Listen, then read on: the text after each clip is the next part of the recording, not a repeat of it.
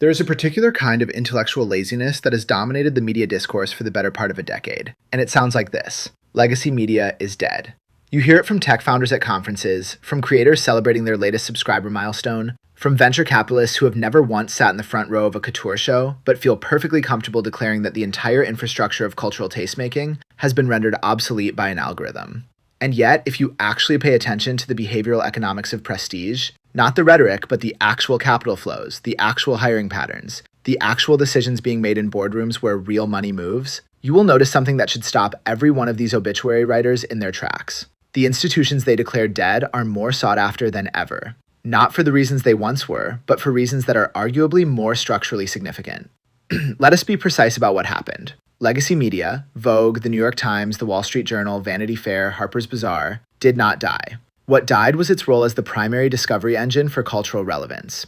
That role has been absorbed by algorithmic platforms. Instagram, TikTok, YouTube, and their successors now handle the work of making someone visible. They are extremely efficient at this. An unknown designer in Lagos can achieve 10 million views in 72 hours. A stylist in Sao Paulo can build a following that rivals the readership of a mid-tier fashion magazine in a matter of months. This is real, and this is significant. But here's what the legacy media is dead crowd fundamentally misunderstands. Discovery and legitimation are two entirely different functions, and they have never been more divergent than they are right now. Discovery is about being seen. Legitimation is about being trusted. Discovery is horizontal. It spreads across networks, moving through shares and reposts and algorithmic amplification. Legitimation is vertical. It elevates, it stratifies, it separates. And in a world where horizontal discovery has become essentially free and infinitely abundant, the vertical function of legitimation has become exponentially more scarce, and therefore exponentially more valuable. This is basic supply and demand, applied to cultural capital rather than financial capital. And the implications are profound. Think about what it actually means that anyone can go viral. It means that virality, by itself, carries almost no signal about quality, taste, or credibility. When everything can be seen, the mere fact of being seen tells you nothing. The signal has been diluted to the point of meaninglessness. This is what economists call a noise problem. When a channel becomes so saturated with signals that no individual signal can be distinguished from the ambient noise. Social media, in its current form, is essentially a noise machine operating at maximum volume. And into this deafening landscape, legacy media now serves a function that is, paradoxically, more powerful than it ever was during its monopoly era. It serves as the noise cancellation system. It is the thing that says, amid the infinite scroll, this one matters. Charlotte Klein's reporting in New York Magazine illuminated this dynamic with surgical precision when she documented the lengths to which wealthy, connected, already visible individuals will go to secure a feature in Vogue weddings. We are not talking about unknown aspirants hoping for their big break. We are talking about people who already have massive social followings, who already have money, who already have access. And they are spending additional hundreds of thousands of dollars, hiring dedicated PR firms, waiting months in editorial limbo, and subjecting themselves to a curatorial process they cannot control or predict, all for the privilege of appearing in a publication whose print circulation is a fraction of their own social reach. If legacy media were truly dead, this behavior would be clinically irrational. But it is not irrational at all. It is, in fact, one of the most strategically sophisticated moves available in the contemporary prestige economy. Because these individuals understand something that the legacy media is dead crowd does not. In an attention economy, attention is the commodity. Legitimacy is the currency. The concept of gatekeeping has acquired an almost exclusively negative connotation in contemporary discourse. To be a gatekeeper is to be an obstacle, an elitist, a barrier to democratized access. And in many contexts, this criticism is valid and important. But the fashion industry's relationship with gatekeeping reveals something that the democratization narrative consistently fails to account for. Selectivity is not merely a social practice, it is an economic mechanism. And when you remove it entirely, you do not get liberation, you get a market failure. Here's the core principle, stripped of all sentimentality. In any market, whether for goods, services, or cultural prestige, value is a function of scarcity relative to demand. When supply is constrained and demand is high, value rises. When supply is unconstrained and demand is diffuse, value collapses. Social media has created effectively unconstrained supply of cultural visibility. Anyone can post, anyone can be seen, anyone can accumulate metrics that look, on the surface, like cultural relevance. The supply of being seen is now approaching infinity. And as any economist will tell you, when supply approaches infinity, the price approaches zero. This is not a metaphor. This is literally what has happened to the value of social media visibility as a standalone credential in fashion. Go to any fashion PR firm and tell them you have 2 million Instagram followers. They will smile politely. Then they will ask you what publications you have been featured in. Then they will ask about your brand partnerships, not with other influencers, but with legacy houses. Then they will ask about your editorial credits. Every single one of these follow-up questions is a selectivity filter, and every single one of them derives its filtering power from the existence of a gatekeeping institution that cannot be gamed through volume alone. Vogue's editorial process is the paradigmatic example. You cannot buy your way into Vogue's editorial pages. This is not entirely true in the most literal sense. Advertising relationships obviously create proximity and influence, but the editorial selection itself operates on curatorial logic rather than transactional logic. An editor at Vogue is not asking how many followers you have. They are asking whether your aesthetic, your story, your visual identity meets a standard that they, as institutional tastemakers, have been trained to evaluate. And crucially, this standard is opaque. You cannot reverse engineer it. You cannot A/B test your way to a Vogue feature the way you can A/B test your way to a viral reel. The opacity is not a bug, it is the entire point. Because opacity preserves the mystique of the selection process, and mystique is what generates the perception of exclusivity, and exclusivity is what generates value. Consider the parallel in luxury goods. A Birkin bag is not expensive because of its materials or even its craftsmanship, though both are exceptional. It is expensive because Hermès has constructed an elaborate system of artificial scarcity, wait lists, purchase history requirements, relationship cultivation with sales associates, that makes acquisition difficult in a way that feels earned rather than merely purchased. The difficulty is the product. The friction is the value proposition. Legacy media operates on an identical principle. The difficulty of getting featured in Vogue weddings, the PR spend, the editorial review, the months of uncertainty, the possibility of rejection even after all of that, is not an inefficiency in the system. It is the system. It is what makes the feature meaningful when it finally appears. Now here is where it gets truly interesting from a structural perspective. The fashion industry has, over the past 2 decades, developed what I call a permission economy, a layered system of credentialing where each tier of access requires validation from the tier above it.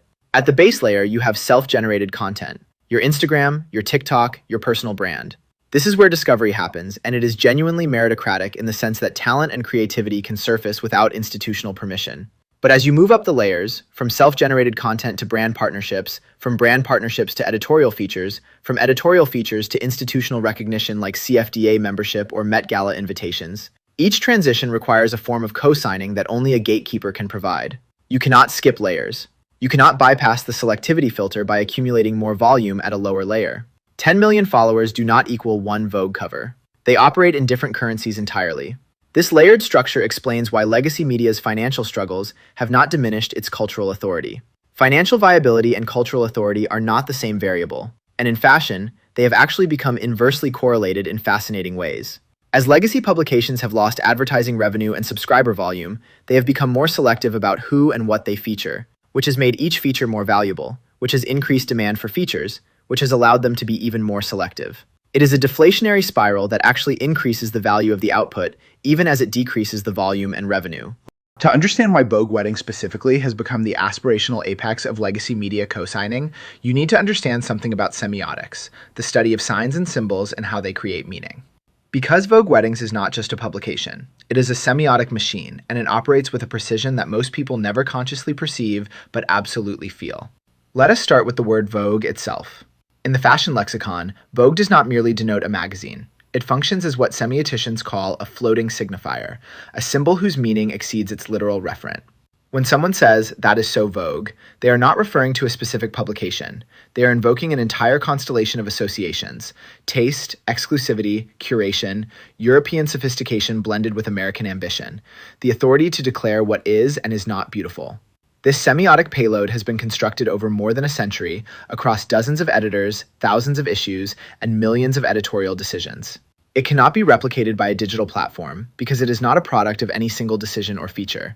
It is a product of accumulated institutional memory, and institutional memory requires exactly what digital platforms are structurally incapable of providing: time, continuity, and the willingness to say no. Now attach the word weddings to this semiotic infrastructure, and something very specific happens.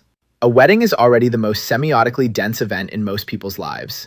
It is the moment where personal taste becomes public performance, where aesthetic choices become declarations of identity, where every detail, the flowers, the dress, the venue, the table settings, the typography on the invitation, is understood to be a legible text that communicates who you are to everyone you know. A wedding is, in essence, a curated exhibition of self, and everyone in attendance is reading it whether they realize it or not.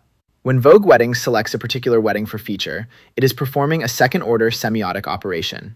It is taking an already semiotically charged event and declaring, with the full weight of its institutional authority, that this particular expression of taste meets the standard. This is not just flattering, it is transformative. It changes the meaning of the event retroactively. Before the feature, it was a beautiful wedding. After the feature, it is a Vogue wedding. The adjective does not merely modify, it redefines. This is why Claudia, the interior designer referenced in the original analysis, described the feature not in terms of emotional gratification, but in terms of strategic positioning. When potential clients Google her name, they will encounter her Vogue Weddings feature, and that feature will perform a specific cognitive operation in the prospect's mind. It will not simply communicate that she had a beautiful wedding, which they could have inferred from her Instagram.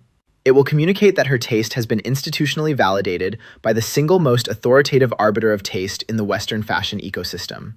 And this matters enormously for her business as an interior designer, because interior design is fundamentally a taste profession. Clients are hiring your judgment, your eye, your ability to make aesthetic decisions on their behalf. And in a taste profession, the perceived quality of your taste is your primary competitive asset. What Claudia is describing, whether she uses this language or not, is the conversion of semiotic capital into economic capital. The Vogue feature does not directly generate revenue. No one reads the feature and then immediately calls to hire her. What it does is restructure the information environment around her professional identity so that every subsequent interaction, every Google search, every networking event, every referral conversation, takes place within a context that has been pre-encoded with institutional legitimacy. This is extraordinarily efficient as a capital conversion mechanism because it operates passively and permanently. Unlike a social media post, which has a half-life measured in hours, a Vogue feature exists in the digital archive indefinitely. It compounds over time rather than decaying. The deeper insight here is about the relationship between scarcity and permanence. Social media content is abundant and ephemeral. Legacy media content is scarce and permanent. These two properties, scarcity and permanence, are the defining characteristics of what economists call a store of value. Gold is a store of value because it is scarce and does not degrade.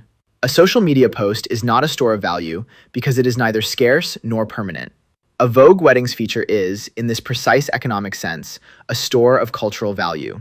It is the gold standard, quite literally, of fashion credentialing. And like gold, its value increases precisely when the surrounding currency, in this case the currency of social media attention, is being debased through oversupply. Most people, even those who work adjacent to fashion, have no idea what actually goes into securing a feature in a publication like Vogue Weddings. The process is invisible by design. The finished product is meant to look effortless because effortlessness is itself a semiotic signal of taste in the fashion world. But behind every seemingly organic editorial feature is an infrastructure of strategic labor that would be familiar to anyone who has worked in political campaigns, corporate lobbying, or high-stakes litigation. It is, in every meaningful sense, an industry. And it is an industry that reveals more about the actual power dynamics of fashion than almost anything else. The process typically begins 12 to 18 months before the desired publication date, and it starts not with the couple, but with the PR firm. The selection of a PR firm is itself a high-stakes decision, because in the editorial placement world, the firm's existing relationships with editors function as a form of social capital that directly determines access. A firm like KCD, PR Consulting, or Bureau Baytac does not merely pitch stories. They maintain ongoing relationships with editorial teams that have been cultivated over years, sometimes decades. These relationships operate on a logic of reciprocity and trust that is fundamentally different from the transactional logic of advertising. An editor at Vogue is not going to feature a wedding because a PR firm sent a compelling email. They are going to consider featuring it because a PR professional they trust, whose taste they have relied on and verified through years of interaction, is telling them that this particular wedding merits their attention. This is crucial to understand because it reveals the nested gatekeeping structure that makes the system so difficult to penetrate from outside. To get a Vogue Weddings feature, you need a PR firm with editorial relationships. To get a PR firm with editorial relationships to take you on as a client, you need to already be someone whose aesthetic profile meets their standards, because their reputation depends on the quality of what they bring to editors. The PR firm is gatekeeping access to the publication's gatekeeping process. It is selectivity all the way down. Once a PR firm is engaged, the process of packaging the wedding for editorial consideration begins. This is not simply a matter of hiring a good photographer and having beautiful flowers. The editorial packaging process involves constructing a narrative architecture around the event that aligns with the publication's current editorial priorities, aesthetic direction, and demographic considerations. A PR team working toward a Vogue Weddings feature will study recent issues to identify thematic patterns. Are they featuring more destination weddings this cycle? More culturally diverse celebrations? more intimate, scaled-down affairs? The wedding must be positioned within these currents, and the positioning must feel organic rather than calculated, which requires, paradoxically, enormous calculation. The photography is a particularly revealing case study in the hidden economics of editorial placement. For a Vogue weddings feature, the photography must meet not just a standard of beauty, but a standard of editorial usability. Specific aspect ratios, specific lighting conditions, specific compositional frameworks that work within the magazine's layout grammar. Many couples who aspire to a Vogue feature will hire a photographer specifically because that photographer's work has previously been featured in Vogue, which means the photographer understands the publication's visual language and can produce images that speak it fluently. The photographer's fee for this level of editorial awareness can run into the tens of thousands of dollars above what a standard high-end wedding photographer would charge. The couple is not paying for better photographs in any absolute sense. They are paying for photographs that are pre-formatted for institutional consumption. The pitch itself, the actual package submitted to the editorial team, is a document of extraordinary sophistication. It includes high-resolution images, a narrative treatment of the couple's story, detailed credits for every vendor, and often a carefully constructed framing that positions the wedding within a broader cultural moment. And then comes the waiting. Editorial review for a major feature can take months, during which time the couple is essentially in limbo, unable to share their wedding photographs publicly because doing so would compromise the exclusivity that the publication requires. This exclusivity embargo is itself a mechanism of value creation. By preventing the images from circulating on social media before publication, the magazine ensures that the feature will carry the impact of revelation rather than the anticlimax of repetition. The total cost of this process, the PR firm, the editorially aligned photographer, the staging and styling decisions made with publication standards in mind, the opportunity cost of the exclusivity embargo, can easily reach 6 figures. For the wealthiest clients, it can approach or exceed the cost of the wedding itself. And this expenditure is made with no guarantee of placement. The editorial team can, and frequently does, decline to feature a wedding after months of review. The money is spent on access to consideration, not on a guaranteed outcome. There is a distinction that has become absolutely foundational to understanding the modern fashion ecosystem, and yet most analysis, including most fashion journalism, collapses it into a single category. The distinction is between attention capital and cultural capital, and the failure to understand the difference between them is responsible for more strategic miscalculations in fashion than perhaps any other conceptual error. Attention capital is simple. It is the volume of eyeballs directed at you, measured in followers, views, impressions, engagement rates, and the various other metrics that digital platforms provide. Attention capital is acquired through content creation, posting, engaging, optimizing, going viral. It is horizontal in nature, spreading across networks through algorithmic amplification. It is highly liquid, meaning it can be acquired and lost quickly. A single viral moment can give someone millions of units of attention capital overnight, and a single algorithm change can take it away just as fast. Attention capital has real economic value. It can be converted into brand deals, sponsorships, and other forms of direct monetization. But it has a structural limitation that is rarely discussed. It does not compound. Each unit of attention capital is essentially independent. Your viral video from last month does not make your video from this week more likely to be seen. You are, in a very real sense, starting from zero every time you post. Cultural capital operates on entirely different mechanics. It is not about how many people see you. It is about who recognizes you and what that recognition means. Cultural capital is vertical rather than horizontal. It is not about breadth of exposure, but about depth of positioning within a prestige hierarchy. It is accumulated through selective institutional validation, being chosen for a Vogue feature, being invited to show at Paris Fashion Week, being collected by the Costume Institute, being dressed by a specific atelier. Each of these validations is scarce, and critically, each one makes the next one more likely. Cultural capital compounds. A designer who is featured in Vogue is more likely to be invited to the Met Gala. A designer who has been to the Met Gala is more likely to be stocked at Dover Street Market. A designer who is stocked at Dover Street Market is more likely to be approached by a major luxury conglomerate for investment or acquisition. The sequence builds on itself. The capital appreciates over time. This compounding dynamic explains a phenomenon that baffles many observers: why some creators with enormous social followings are unable to convert that following into fashion industry credibility, while others with comparatively modest followings move through the industry with apparent ease. The answer is that these two groups are operating with different forms of capital, and the conversion rate between them is not one-to-one. In fact, the conversion rate is highly asymmetric. Cultural capital converts into attention capital relatively easily. A Vogue feature will generate social media engagement. But attention capital converts into cultural capital only through the mediation of gatekeeping institutions, and that mediation is neither guaranteed nor efficient. This asymmetry has profound implications for anyone building a career in fashion. If your strategy is to accumulate attention capital and hope that cultural capital follows, you are making a bet that is structurally unlikely to pay off. The algorithm does not care about your taste. It cares about engagement, and engagement is driven by factors: controversy, novelty, relatability, timing, that have nothing to do with the aesthetic judgment that the fashion establishment values. Conversely, if your strategy is to accumulate cultural capital through institutional engagement, you can often generate attention capital as a byproduct. The fashion world's most commercially successful figures, the ones who actually sustain careers over decades rather than burning brightly for 18 months, are almost universally people who built cultural capital first and allowed attention capital to accrue as a consequence. This is not to romanticize the fashion establishment or to suggest that its judgments are inherently superior to the crowd's. The fashion establishment has its own biases, its own blind spots, its own tendencies toward insularity and exclusion. But what the establishment does have, and what the algorithm does not, is a long memory. It remembers who you were last season. It tracks your trajectory. It evaluates you not on a single viral moment, but on a body of work. And in a creative field like fashion, where the difference between a trend chaser and an innovator often only becomes visible over time, this long memory functions as a form of quality assurance that no algorithmic system has been able to replicate.